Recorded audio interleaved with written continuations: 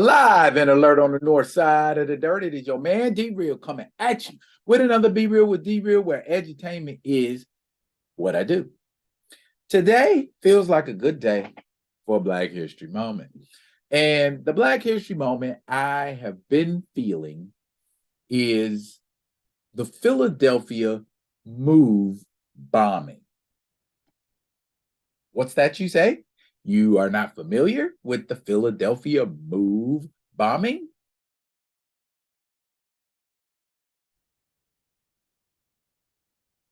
Edutainment is what I do. So I'm gonna break it down to you. I'm explaining some of the important components and players and all of that, and what the end result of it was, and then the litigation involved with it. But before we get off into that, I need y'all to do what you always do for me. Comment, like, subscribe, and share the Be Real with D-Real page so that when new material comes out, you get it. If you're digging what a brother's shoveling, put some dirt in my bucket. Comment, like, subscribe, and share the Be Real with D-Real page. Now, Philadelphia move bombing took place on May 13th, 1985. It involved the organization MOVE, as well as the local and state Philadelphia Police Department, as well as the city manager, mayor, and all of that. So it's not like it's something renegade going on by somebody who's just coming out of left field and saying, hey, let's bomb this neighborhood. Okay. Now, how do things get so far gone with a people or organization that you feel the need to bomb them to death and or bomb them homeless? Let's take a look. The 1985 move bombing was the destruction of residential homes in the Cobbs Creek neighborhood of Philadelphia, Pennsylvania, by the Philadelphia Police Department during a standoff and shootout with the anarcho primitivist commune known as MOVE. The police dropped not one, but two, count them, two explosive devices from a police helicopter onto the roof of a house occupied by MOVE. The Philadelphia Fire Department allowed the resulting fire to burn out of control, destroying 61 previously evacuated neighboring homes over 2 city blocks, which is what you're looking at right there, and left 250 people homeless.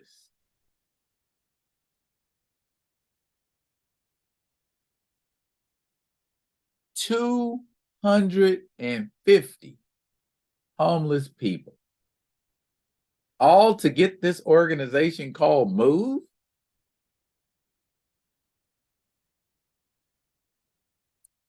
Let's learn what MOVE is, shall we? Gonna break this down into a couple components because there are a lot of moving pieces to this story. What is MOVE? MOVE was an organization headed up by this man right here. He goes by the name, well, he went by the name of John Africa. I'll give you a little breakdown about him too. MOVE was originally known as the Christian Movement for Life, and it was founded in 1972 by that man right there, John Africa. And he was born Vincent Leaphart. And the acronym MOVE isn't even an acronym. It's just MOVE. And they lived in a communal setting in West Philadelphia. That's right.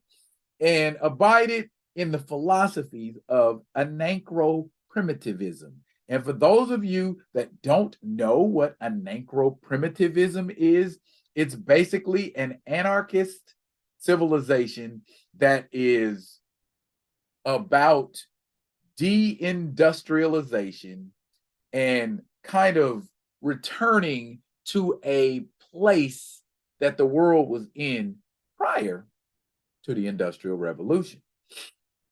And they also combined this with revolutionary ideology, similar to that of the Black Panthers. They also did work for animal rights, environmentalism, green anachronism, and civil rights. Move was known for two conflicts that they had with the police. They had a conflict with the police in 1978, where one officer was injured and 9 members of Move received prison sentences between 30 and 100 years.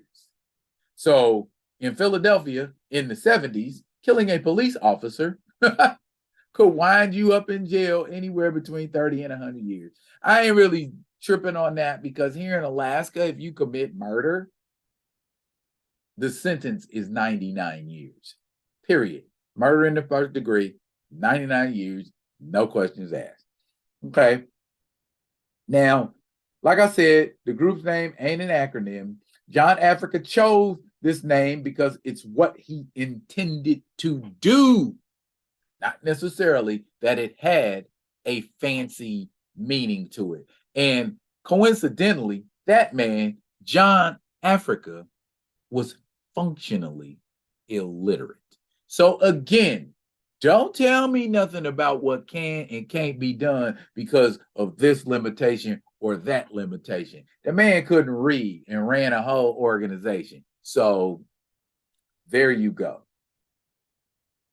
Now, members of Move identify as deeply religious and advocate for all life. They believe that as all living beings, they should be dependent on being treated with respect and dignity. They advocate for justice, which is something I can get behind, but it's not always based within institutions. Okay. Move members believe that for something to be just, it must be for all living creatures. I guess that makes sense. Now, in 2018, there was an article about the group written by Ed Pilkington of The Guardian and described their political views as a strange fusion of Black power and flower power. So, yeah. Now, John Africa himself, born Vincent Leaphart, was the founder of the organization, and it was a predominantly Black organization, and it was active in the early 70s and is still active to this day. He and his followers, of course, as we well know, died in that Move bombing. Now, my man was born on July 26th, 1931, West Philadelphia, born and raised. Okay, he was drafted into the U.S. Army during the Korean War because he had difficulty in school, of course, because he was functionally illiterate and dropped out at the age of 16. He would later remark on the contrast between the sunrise over the Korean mountains and the ugly gunfire of war. Okay, he returned to the States and married Dorothy Clark. And in 1971, his family moved to Powelton, which is a multilingual neighborhood in West Philadelphia, close to the University of Philadelphia. Now, in 72, Leaphart changed his name to John Africa to represent where all life began. And he attracted people who were willing to believe in his philosophies. A social worker by the name of Donald Glassy joined the group for a little while, and he compiled Africa's notes, and the notes of what he believed and spoke were compiled in what was known as the guidelines. And these guidelines, if y'all really want to know about Move, I could break it down for you, but I'm more concerned about the incident itself. Because this organization was seen as subversive, because this organization was seen as domestic terrorists, they were often harassed by the police. And what ended up happening was on May 13th, and they didn't just come with like no punks. You know what I mean? When they came, these were the people that they came to get. I don't know about domestic terrorists, but they look like some people who are very strongly about what they want to do. On Monday, May 13th, 1985, I remember that day like it was yesterday. 500 police officers, along with city manager Leo Brooks, arrived in force and attempted to clear the building and execute arrest warrants. Okay. Water and electricity were shut off to force the members out of the house. And at 5:35 in the morning, Commissioner Gregor J. Sambor read a long speech addressed to the MOVE members and basically kind of told them, y'all got 15 minutes to come out. This is the United States of America. You can't do whatever you feel like doing. Their response was something that looked sort of like that.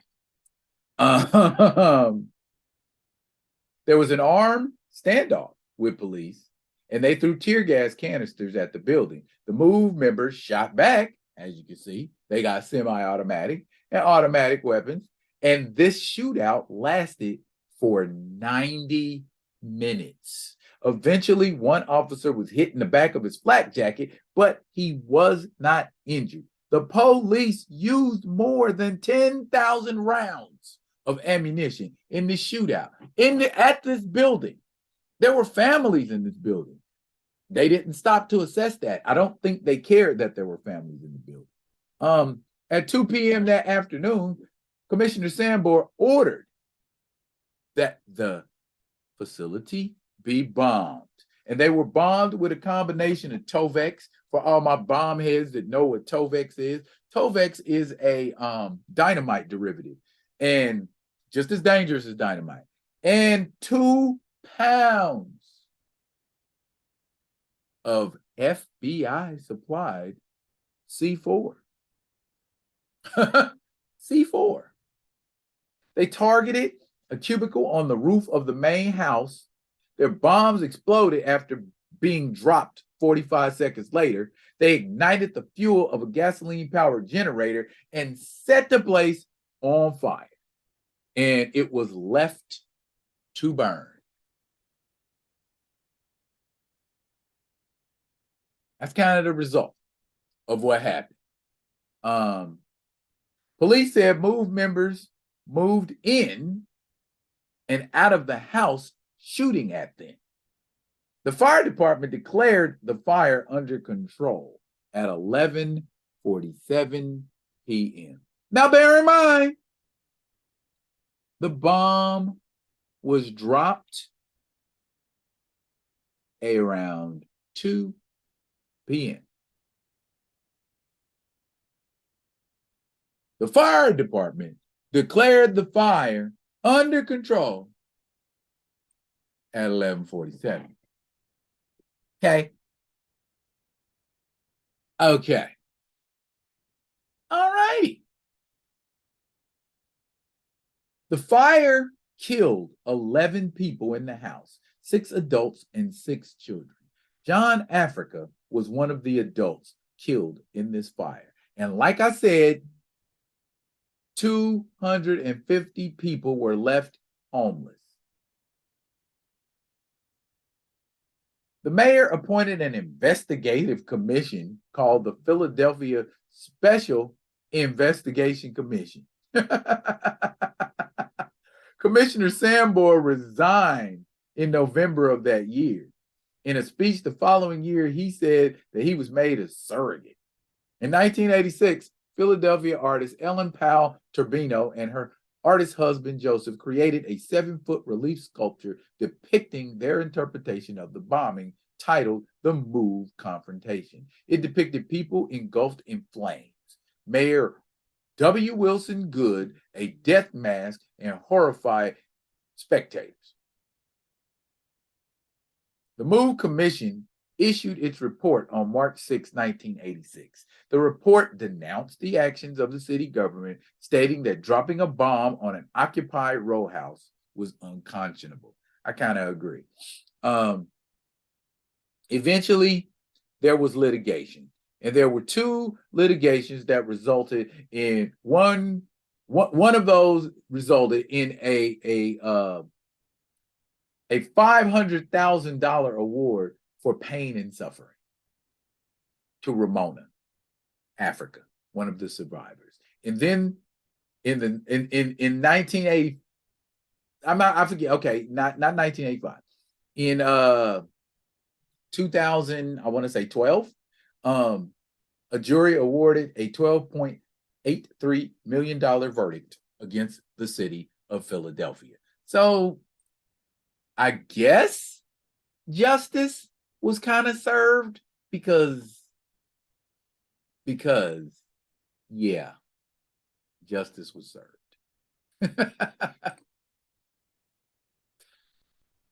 These are the kinds of things that slip between the cracks. We don't talk about these kinds of things. Now, as far as who and what the MOVE organization was and how they were terroristic, I didn't go into. If we want to talk about whether or not MOVE was a domestic terrorist organization, we can definitely do that. But this was a bombing on American soil. I guess you justify bombing people on American soil by calling them terrorists, just like you can justify doing a lot of things to a lot of people when you give them labels. Labels make it okay to kill people because you have given them this label, you've attached it to them and said, this is what y'all are. No, the city of Philadelphia is not justified because you can't tell me that was the only way they could have got in there. Why didn't they drop something that put a hole in the roof and then drop tear gas in it? That's my nonviolent solution right off the top of my head. So I get it. Killing was the only solution that they had. No, it wasn't the only solution they had. This is history. This happened on American soil in my lifetime. And I was 16 when this happened, 16 years old. So I remember it vividly, all over CNN. Long story short, have we tried to do better? Do we kill more people or less people? Now, I ain't trying to say, okay, black people murder this, murder that, because black people do enough to extinguish their own selves. So I'm not taking away from that. But at the same time, when we're outmanned, outgunned, overpowered, and bombed, that was the only solution that could be come up with. Okay, I get it. Contempt of court. They said screw your warrants. They said screw your subpoenas. They said screw all of that stuff. So your solution was to try to come and get them. You're the government. Don't y'all have things in place for this? Is the only solution you guys can come up with is to kill? Savage. There's a label, but that's a well-deserved one. That's it for now. But I will be coming at y'all with another one of them other ones. And until I do, y'all be good to each other. This has been your Black History Moment.